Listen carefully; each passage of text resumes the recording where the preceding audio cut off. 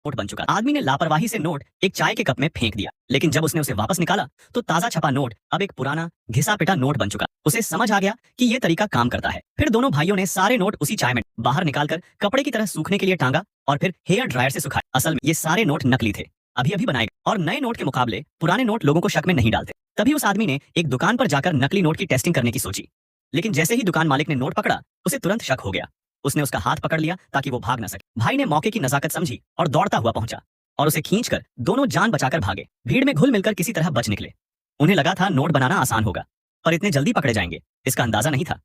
अब सनी नोटों को गौर से देखने लगा। असल में शुरू से ही गलती हो रही थी। असली नोट में इस्तेमाल होता है स्पेशल कॉटन बेस्ड पेपर, जो आम लकड़ी वाले पेपर से बिल्कुल अलग होता है। इसकी एक खास आवाज भी होती है। साथ ही नोट पर लगने वाली मेटालिक इंक जो एंगल बदलने पर रंग बदलती है, और वो इनबिल्ट सिक्योरिटी स्ट्रिप, ये सब किसी आम प्रिंटर से नहीं बन सकता। अगर हाई क्वालिटी नकली नोट बनाने हैं तो इन सब तकनीकी पहलुओं को हल करना होगा। फिर शुरू हुआ असली काम। नोट की डिजाइन को पूरा हाथ से बनाना पड़ा, क्योंकि नोट के पेपर पर जो सूक्ष्म टेक्स्ट होता है वो दुनिया की सबसे तेज मशीन से भी स्कैन करने पर मॉयर पैटर्न पैदा कर देता है।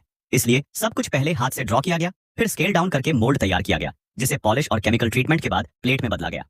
अब सबसे बड़ी समस्या थी पेपर। असली कॉटन बेस्ड पेपर भारत सरकार के सख्त कंट्रोल में होता है, जो मार्केट में नहीं मिलता। काफी खोजबीन के बाद एक एड बुकलेट में उन्हें उम्मीद की किरण दिखी। 2 पतली शीट्स को जोड़कर अगर नोट जैसा फील लाया जाए तो काम चल सकता है। दोनों शीट्स को अलग अलग छापा गया, फ्रंट साइड में सिक्योरिटी स्ट्रिप लगाई गई और फिर ग्लू से चिपकाकर सैंडविच स्ट्रक्चर बना दिया गया। अब आया दूसरा बड़ा चैलेंज, मेटालिक इंक।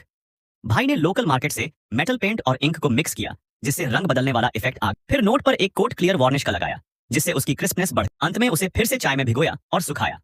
अब वे फिर उसी दुकान पर टेस्ट करने गए, लेकिन इस बार तैयार थे, दोनों हाथ पकड़े हुए ताकि एक बार में भाग सकें।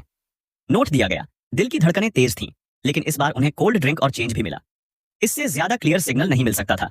अब वो असली जैसे दिखने वाले नकली नोट बना चुके थे। सनी ने गैंग के लीडर से 2 असली 500 रुपए के नोट उधार लिए, 3 नोट टेबल पर रखे, फिर मिक्स कर दिए। अब गैंग लीडर को बताना था कि कौन सा नोट नकली है। काफी देर उलट पलट करने के बाद भी पहचान नहीं पाया। सनी खुद भी अपनी बनाई हुई नकली नोट पहचान नहीं पाया।